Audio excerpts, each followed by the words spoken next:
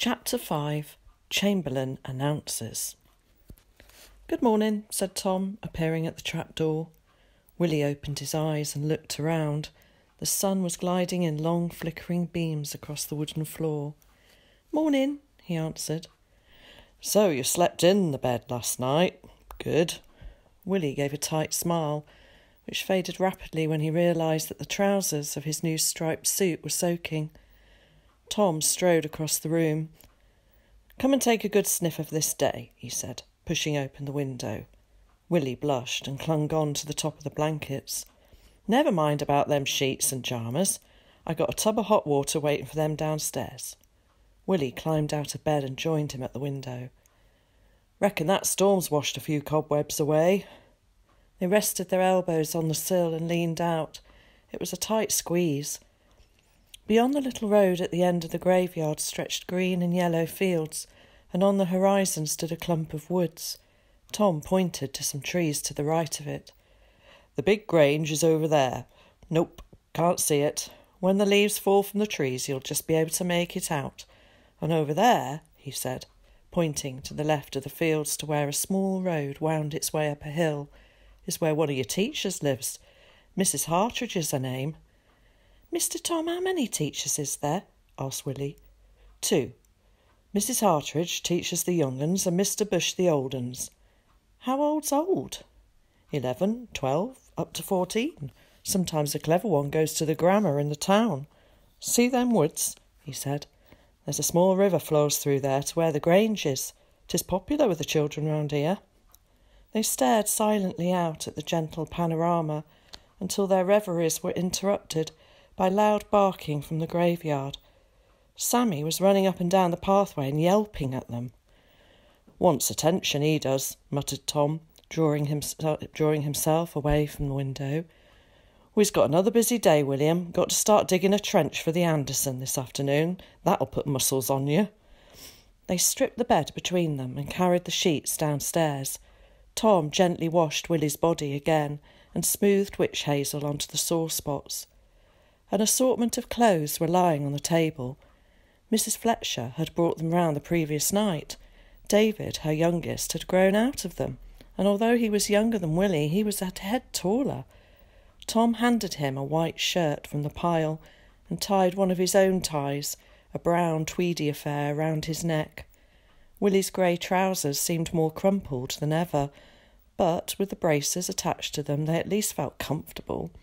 He tucked the long tie into them. Tom handed him a new pair of grey woollen socks, and Willie pulled the garters over them. "I put some oil on them boots last night," he said, as Willie stood, his feet encased in them. "You'll have to do them yourself tonight." Tom had to be in church early to see Mr. Peters, the vicar. He went on ahead while Willie staggered on after him. It was difficult for him to move in his new boots. They cut into his ankles and he couldn't bend his feet to walk in them, but apart from the slight discomfort, he felt very protected and supported in them.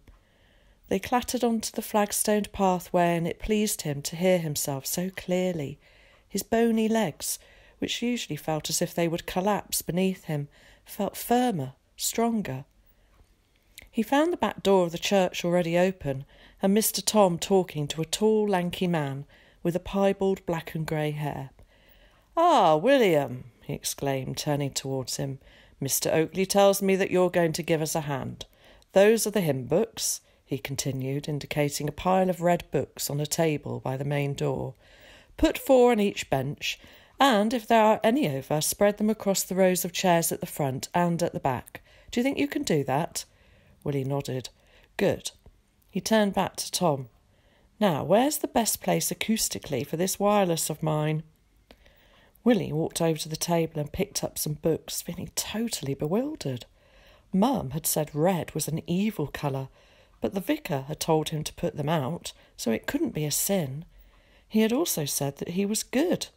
Mum had told him that whenever he was good, she liked him, but that when he was bad, she didn't. Neither did God or anyone else, for that matter. It was very lonely being bad. He touched the worn, shiny wood at the back of one of the pews. It smelt comfortable. He glanced at the main door. Like the back door, it was flung open, revealing a tiny arched porch outside. Sunlight streamed into the church, and through the stained glass windows, and a smell of grass and flowers permeated the air. A bird chirruped intermittently outside. "Perhaps heaven is like this," thought Willie to himself. He laid out each book neatly on the benches, his new boots echoing and reverberating noisily around him, but the vicar made no comment and carried on talking quite loudly for someone who was in a church. He was arranging the books in the back row so that they were exactly parallel to each other when two boys entered. They were both 3 or 4 years older than him. They sat on the second row of choir benches to the left of the altar. Suddenly it occurred to Willie that the church would soon be filled with people. He hated crowds and dreaded the Sunday service and its aftermath, which was usually a good whipping. He felt a hand on his shoulder. It was Mr. Tom. "Stay with me, boy," he said in a low voice, and Willie gratefully followed him into one of the pews. Within minutes the tiny church was flooded with men, women and children. 4 more boys sat by the altar. On the right of the altar were 3 men. Willie recognised Mr. Miller from the corner shop and the young man behind the mesh in the post office.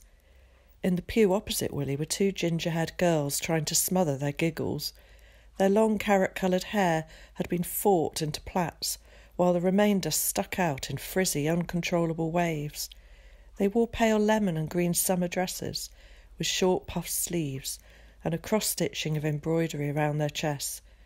Their faces and arms were covered with the biggest freckles Willie had ever seen. Like him, they too carried their gas masks over their shoulders. A lady at their side glared down at them. She must be their mother, Willie thought. Sitting next to her was a tall man with bright red hair and a young dark-haired girl. Mr. Peters and his wife stood by the main entrance, greeting the congregation as they entered. Their 3 teenage daughters, cook, and assortment of evacuees filled 2 of the pews in the front. A hacking cough came from the porch, heralded the arrival of Nancy Little and the doctor. Willie gave a short gasp. She was wearing trousers to church. He watched the vicar's face, waiting for the thunderous "thou shalt be cast into the eternal fires" glare, but he only smiled and shook her hand. He was surprised to see Miss Thorne behind them. "Mr. Tom," he whispered urgently, tugging at his sleeve, "does that book lady live here?" Tom nodded. A short, dumpy woman in her 40s accompanied her. "That's her sister, Miss May," he said in a low voice. "They lives in one of them cottages with the straw roofs. Thatched, that is. They got a wireless." Willie turned to find the Fletchers, with 2 of their sons moving into their pew. Mrs. Fletcher leaned towards them. "Mr. Oakley," she whispered, "I've begun the balaclava." Tom frowned her into silence. It was Willie's birthday on Thursday, and he wanted it to be a surprise. The wireless stood on a small table below the pulpit. The vicar fiddled with one of the knobs, and the church was deafened with "How to Make the Most of Tinned Foods" before it was hurriedly turned off. The twins had caught the eye of one of the boys sitting in the front row of the choir. He was a stocky boy of about 11, with thick, straight brown hair. With heads bent and shaking shoulders, the 3 of them buried their laughter in their hands. Mrs. Hartridge and her uniformed husband entered. Willie gazed at her, quite spellbound. She was beautiful, he thought, so plump and fair, standing in the sunlight, her eyes creased with laughter. "Them be the Barnes family," whispered Tom as a group of men and women came on in behind them. "They own Ilbrook Farm, biggest round here for miles." Mr. Fred Barnes was a brick-faced, middle-aged man whose starched white collar seemed to be causing him an obstruction in breathing. 3 healthy-looking youths and 2 red-cheeked young women were with him. His wife, a short, stocky woman, was accompanying 2 evacuees, a boy and a girl. "Trust old Barnes to pick a strong-looking pair," muttered Tom to himself. Lucy and her parents sat in front of Tom and Willie. She turned and smiled at them, but Willie was staring at the colours in the stained-glass windows and didn't notice her. When everyone was reasonably settled, Mr. Peters stood in front of the congregation and clasped his hands. "Good morning," he began. "Now, I know we have several denominations gathered here today, especially amongst our new visitors, who I hope will be happy and safe inside our homes. If any of you is troubled or needs help, please don't hesitate to contact me or my wife. And now, if you would all open your hymn books at number 85, we shall sing Lead Thou Me On." Mr. Bush, the young headmaster of the village school, was seated behind the pulpit at the organ. He gave an introductory chord. Willie didn't know the tune, and as he couldn't read, he couldn't even follow the words. He glanced aside at the ginger-haired twins. They were sharing a hymn book and singing. He envied them. "La it," he heard Tom whisper. "Go on, la it." Willie did so, and soon picked up the melody until he almost began to enjoy it. The hymn was followed by a passage from the New Testament, another hymn from the choir, and some simple prayers. The vicar looked at his watch and walked towards the wireless. All eyes were riveted on him, and anyone who had seating space sat down quietly. The wireless crackled for a few moments, until, after much jiggling with the knobs, the voice of Mr. Chamberlain became clear. "I am speaking to you," he said, "from the Cabinet Room at 10 Downing Street.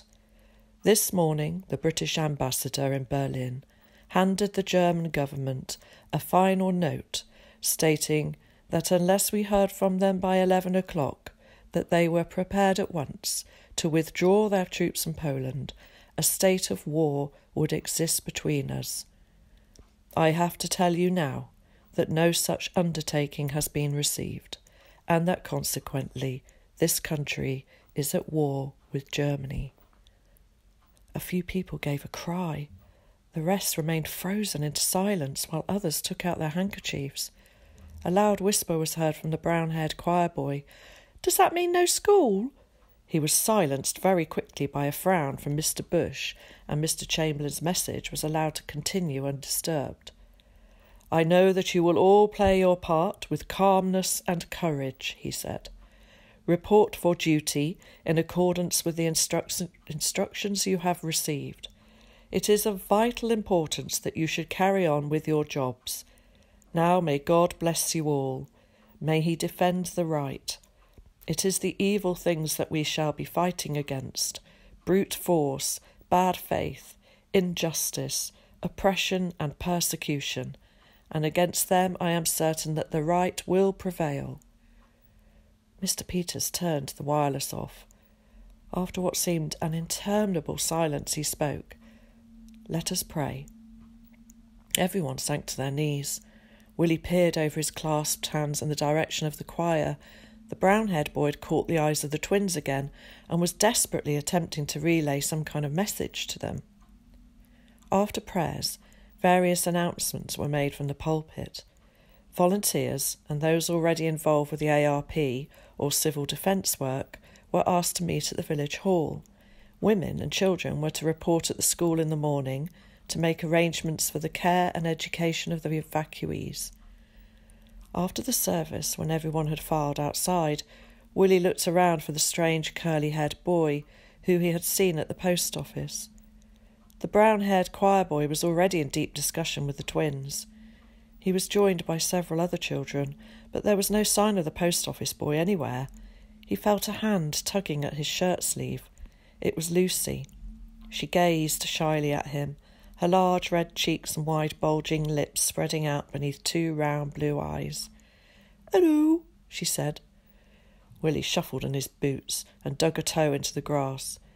"Hello," he said in return. An awkward silence came between them, and he was more than grateful when Mr. Tom called out to him. "Go and put the kettle on," he yelled. "I got to see the vicar." Willie turned quickly and stumbled hurriedly down the path, leaving Lucy to stare silently after him until he had disappeared into the cottage. The lid of the kettle rattled continuously, causing the living room to be enveloped in clouds of dense steam. Willie had tried vainly to lift the kettle from off the range, and having succeeded only in burning his hand, he waited anxiously for Mr. Tom's return. Tom didn't bat an eyelid at the warm fog. He strode into the room, and picking up the kettle with an old cloth, He proceeded to make a pot of tea. It wasn't till he had put 3 mugs on the table that Willie realised that there was a third person in the room. A short, stocky, middle-aged man with thinning brown hair, a ruddy face and a twinkle in his eye was standing at the doorway eyeing him. He blushed. "Come on in, Mr. Fletcher," said Tom brusquely. He and Mr. Fletcher sat at the table, and Willie took one of the mugs and perched himself on the stool in front of the range.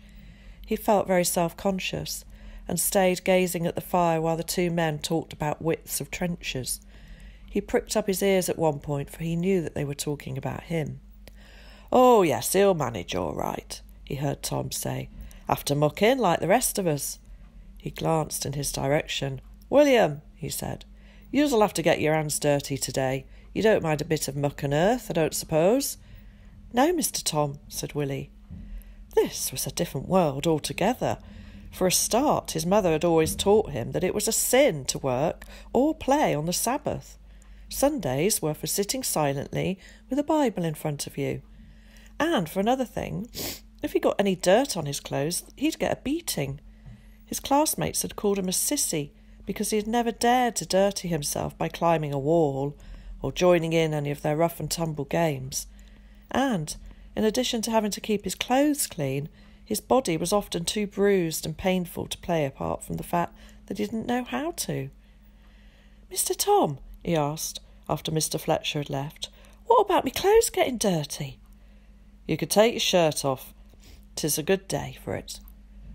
Willie shuffled nervously on the stool. "What's up now?" he said curtly. "Them bruises, is it?" He nodded. "Wear your grey jersey, then. Mind," he added, "you'll be dripping. And put your old socks on." After a meal of meat and potato stew, of which Willie only managed a few mouthfuls, Mr. Fletcher had returned, accompanied by his 2 teenage sons. They were carrying spades and measuring sticks. Tom pointed sadly to a patch of grass in the back garden. "Best start there," he said. "'Tis a reasonable distance from the latrine." They cut and stripped the turf away in small, neat squares, and then, after measuring the ground, they slowly and laboriously began to dig. Willie was given a small spade, and after an hour of removing a tiny section of earth, he began to forget that he was surrounded by strangers, and gradually became absorbed in his digging.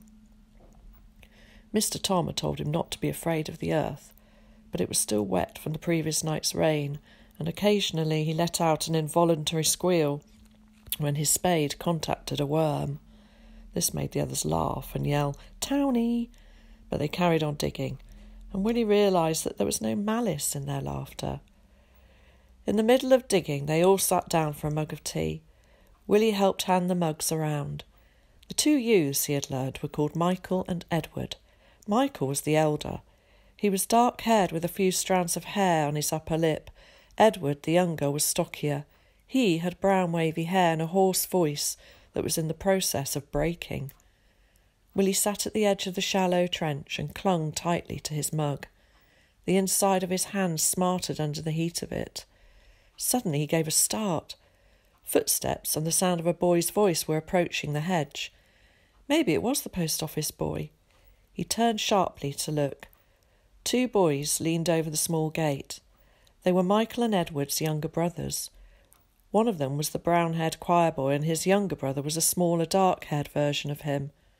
Tom gave his usual frown at the appearance of uninvited intrusion. "May I ask your worms, Mr. Oatley?" inquired the choir boy. Tom grunted, and the smallest fled immediately.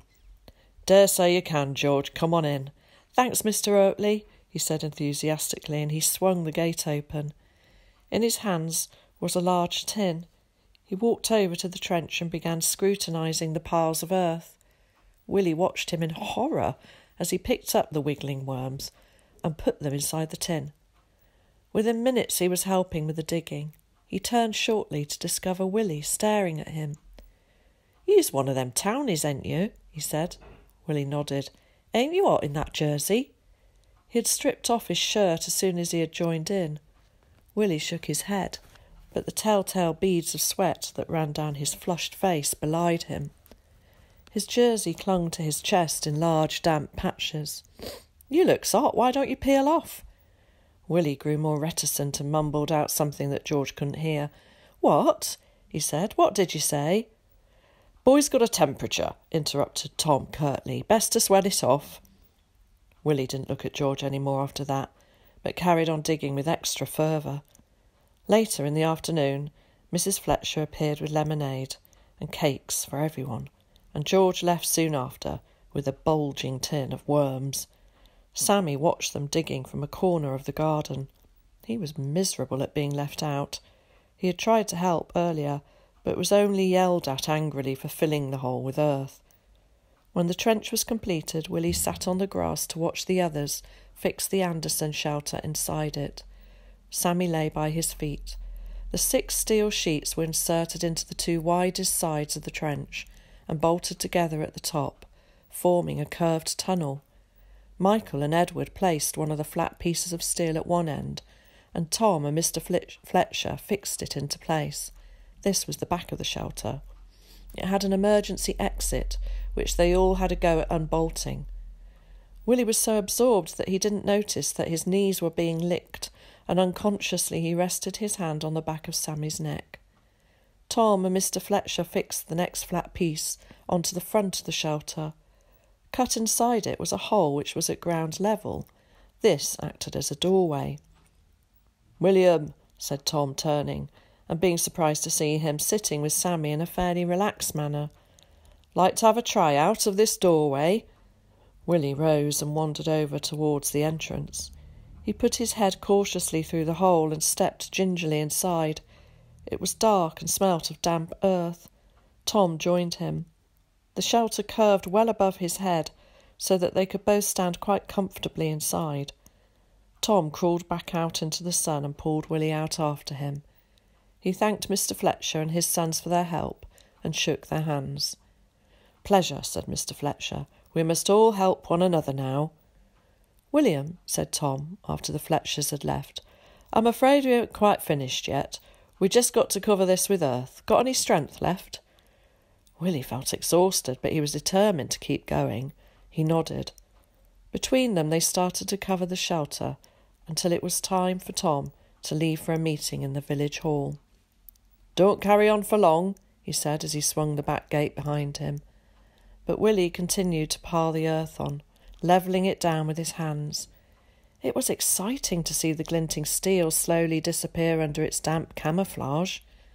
He was so absorbed in his task that he didn't notice dusk approaching. His hands and fingernails were filthy. His face and legs were covered in muck. His clothes were sodden, and he was glorying in the wetness of it all. He was in the middle of smoothing one piece of earth when a shadow fell across his hands.